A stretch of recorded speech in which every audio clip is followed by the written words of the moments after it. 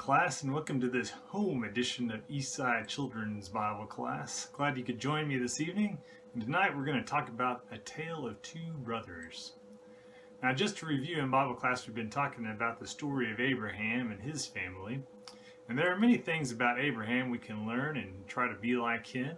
First, he was a trusting man. He trusted God when he told him to leave his home country and go to a new land, the land of Canaan. Abraham was also a strong and steadfast man, traveling a long ways to get there. It was about 800 miles. And then we talked about how Abraham was a peacemaker and helpful. When Lot's workers and Abraham's workers got in a fight, Abraham made a deal. He would give Lot the first choice of the land, and so Lot took the choice of the best land, and Abraham took whatever was left. And then Abraham was also kind when he met three strangers and offered them food and a place to rest. So we see Abraham is kind to people in need, and the three strangers were actually angels sent by God, and they blessed Abraham, promising him a son that he had been waiting for. So Abraham had his son Isaac through Sarah, even though she was an old woman. And we talked about how Sarah was laughing because she couldn't believe that in her old age, at 90 years old, she would have a son. The name of Isaac actually means laughter. Well, moving along, we talked about how Isaac grew up to be a young boy, and God asked something very difficult of Abraham. God asked him to take Isaac and sacrifice him. Well, obviously, Abraham was sad about the whole thing, but he did what God had told him to do. He took his son and he went to a place called Moriah, built an altar there, and just as he was about to slay his son, an angel appeared and stopped him. And God knew that Abraham was obedient, and God provided a sacrifice of a ram instead. So Abraham was happy and took his son back home. So we see Abraham was an obedient man, a very obedient man, even to the point of sacrificing his only son, and Abraham fully trusted God.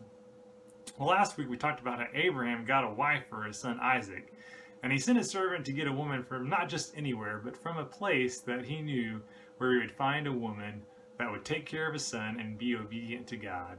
And so his servant went a long way to find a woman who was very helpful, who watered his camels and took care of his servant. Her name was Rebekah, and her dad was a relative of Abraham, and she was willing to go back to become Isaac's wife. And when Isaac met her for the first time, he obviously loved her.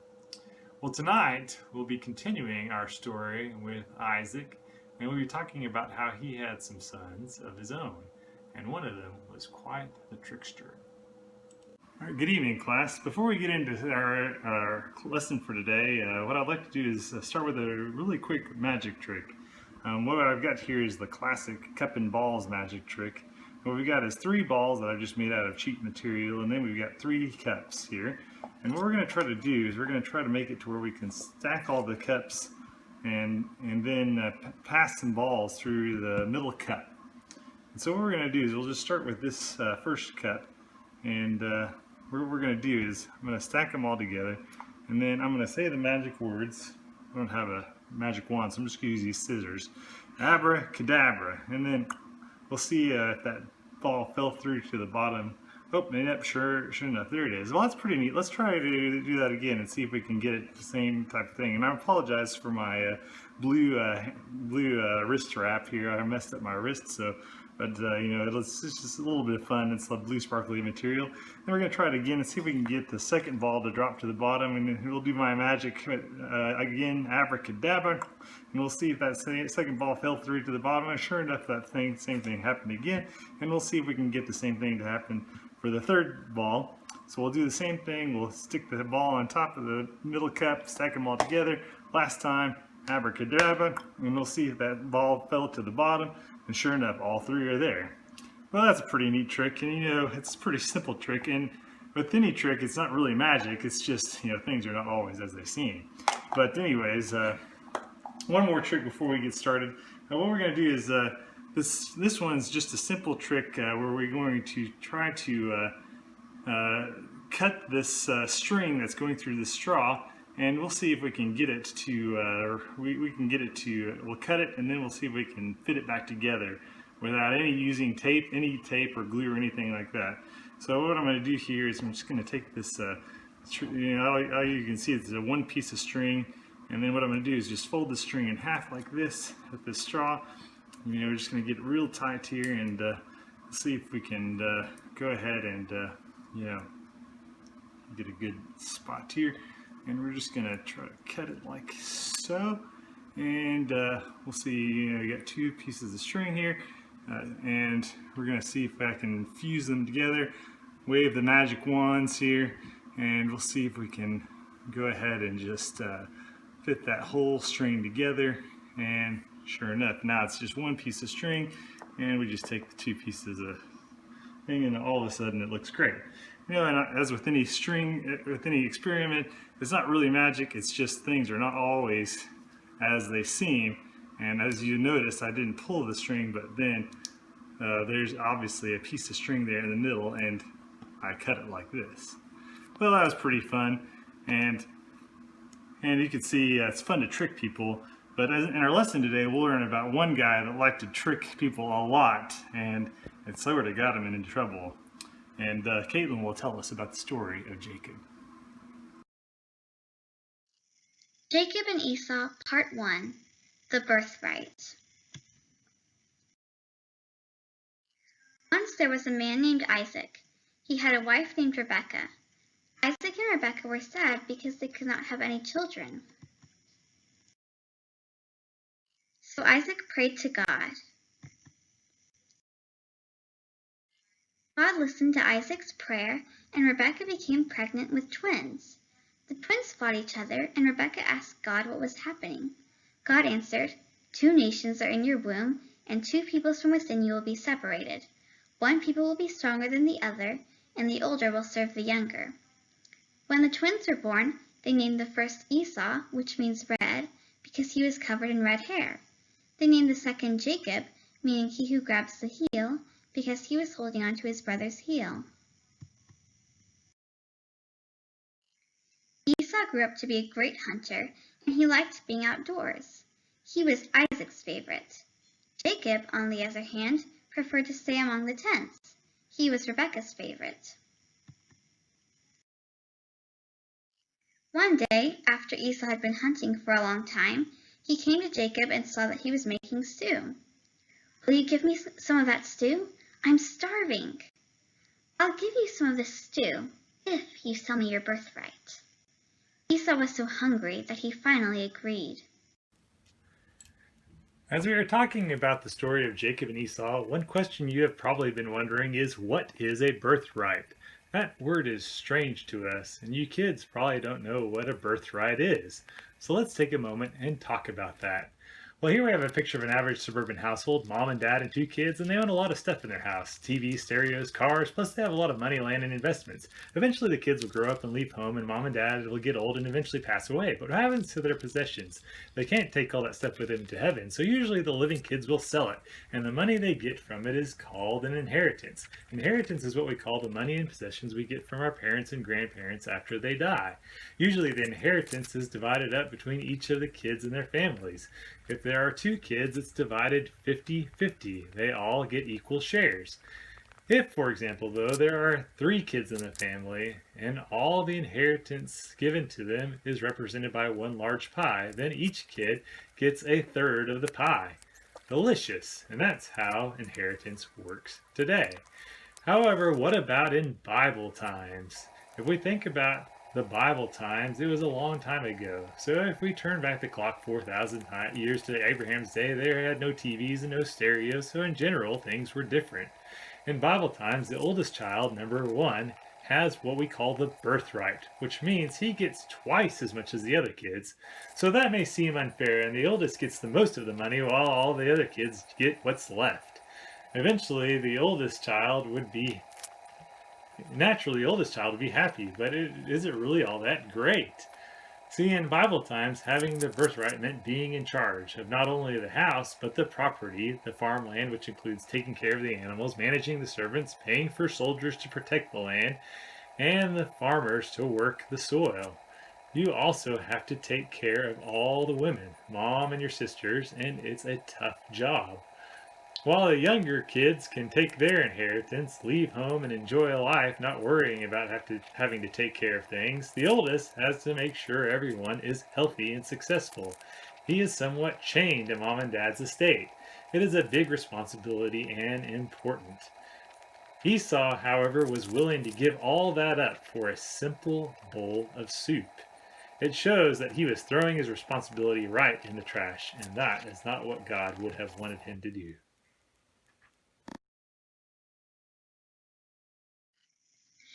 Jacob and Esau, Part 2. The Blessing. When Isaac was old and his eyes were so weak that he could no longer see, he called for Esau, his older son. "My son, here I am. I am now an old man and don't know when I will die. Now get your weapons and go hunting. Prepare me the kind of tasty food I like and bring it to me to eat, so that I may give you my blessing before I die."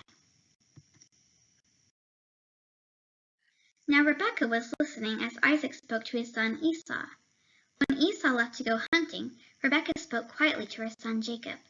"I overheard your father say to your brother Esau, 'Go hunting and prepare me some tasty food to eat, so that I may give you my blessing before I die.' Now, my son, listen carefully and do what I tell you. Go out to the flock and bring me 2 young goats, so I can prepare some tasty food for your father, just the way he likes it. Then take it to your father to eat, so that he may give you his blessing before he dies." "But my brother Esau is a hairy man, while I have smooth skin. What if my father touches me?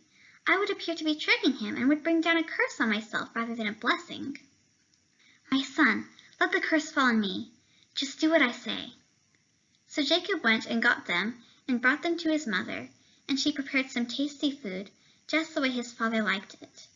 Then Rebekah took the best clothes of Esau, her older son, which she had in the house, and put them on her younger son Jacob. She also covered his hands and the smooth part of his neck with the goat skins.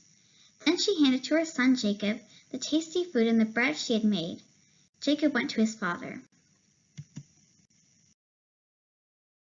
"My father." "Yes, my son. Who is it?" "I am Esau, your firstborn. I have done as you told me. Please sit up and eat some of this meat, so that you may give me your blessing." "How did you find it so quickly, my son?" "The Lord your God gave me success." "Come near so I can touch you, my son, to know whether you really are my son Esau or not." Jacob went close to his father, Isaac, who touched him. The voice is the voice of Jacob, but the hands are the hands of Esau. Isaac did not recognize Jacob, for his hands were hairy like those of his brother Esau. So Isaac proceeded to bless him. "Are you really my son Esau?" "I am." "My son, bring me some of the meat to eat, so that I may give you my blessing." Jacob brought it to him, and he ate, and he brought some wine, and he drank. "Come here, my son, and kiss me." So Jacob went to his father and kissed him. When Isaac smelled his clothes, he blessed him. "Ah, the smell of my son Esau is like the smell of a field. May God give you everything good. May nations serve you and people bow down to you. May those who curse you be cursed, and those who bless you be blessed." After Isaac finished blessing him, and Jacob had scarcely left his father's presence, his brother Esau came in from hunting. He too prepared some tasty food and brought it to his father. "My father, please sit up and eat some of this food, so that you may give me your blessing." "Who are you?" "I am your son, your firstborn Esau." Isaac trembled violently. "Who was it, then, that went hunting and brought the meat to me? I ate it just before you came, and I blessed him." "Bless me too, my father." "Your brother came deceitfully and took your blessing." "Jacob is his name, all right. This is the second time he has cheated me. He took my birthright, and now he has taken my blessing."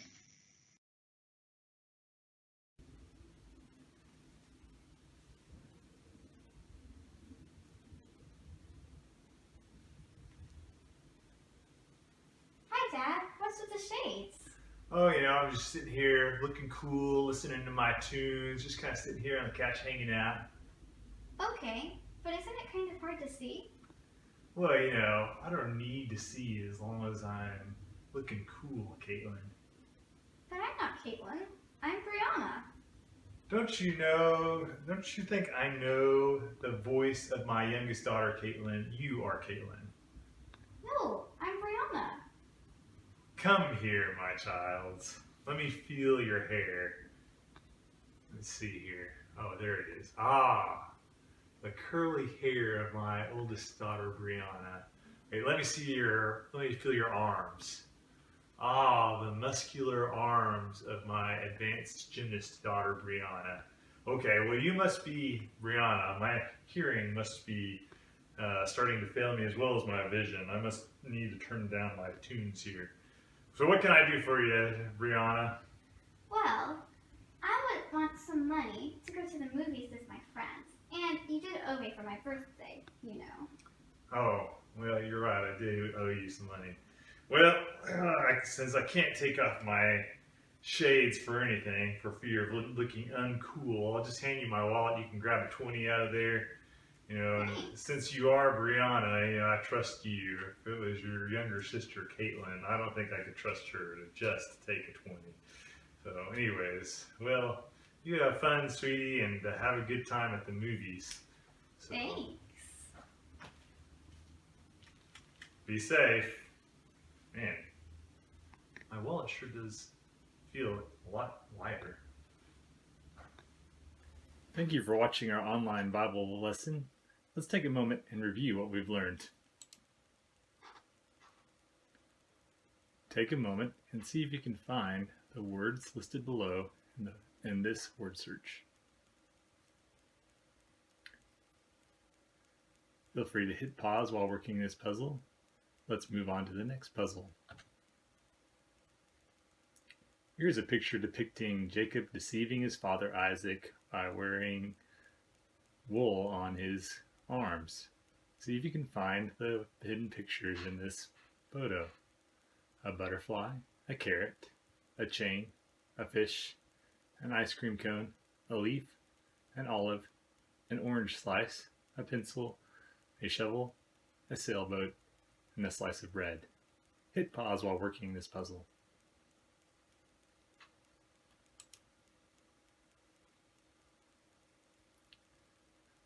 Let's take time with our families and retell the story using the 4 characters below. Fill in the appropriate blanks with the right character and tell the story in your words with your family. Hit pause while retelling this story.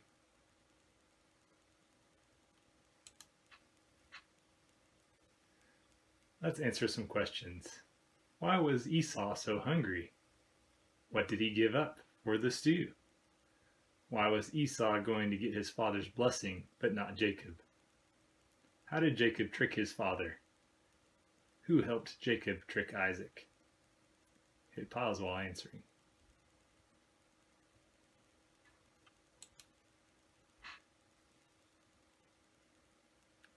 Esau was hungry because he had been out hunting.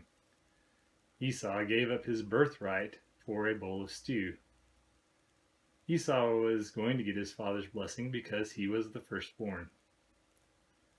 Jacob tricked his father by pretending to be hairy like Esau. And Rebekah helped her son Jacob trick Isaac. Let's think about it. Do you ever have a hard time waiting for something like Christmas or a birthday present, and sometimes you want to do something to get the present that you've been asking for, and you may do something very silly to do it. Sometimes we have to say no to ourselves when we want something really great right now, but we don't want to do something silly to get it. And that is a lesson we can learn from the story of Esau. Again, thank you for watching our online Bible lesson, and we hope to see you next time.